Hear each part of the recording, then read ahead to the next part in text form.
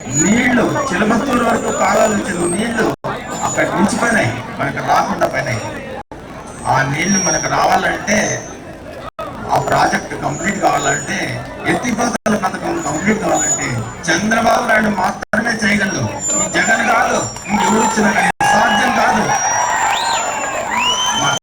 మన వ్యవసాయం బాగా నడిచినప్పుడే అన్ని పరిశ్రమలు అభివృద్ధి చెందాయి.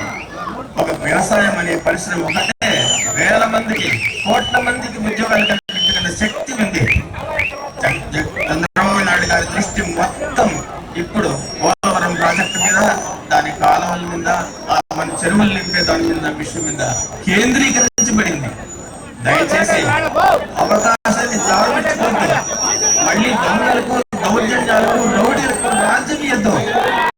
దయచేసి ఒక ఓటు కూడా పక్కలేకుండా మీరు మీ ఫ్రెండ్స్, మీ అందరినీ కలిపి ఒక ఓటు కూడా తెలుగుదేశం పార్టీ వేసి అఖండమైన మెజార్టీతో సవితమ్మను గెలిపించాలని మనస్ఫూర్తిగా కోరుకుంటున్నాను. ఈ విషయం చెప్పేదానికే కేరళ నుంచి వచ్చిన దానికైనా కొంచెం మర్యాద కన్నా,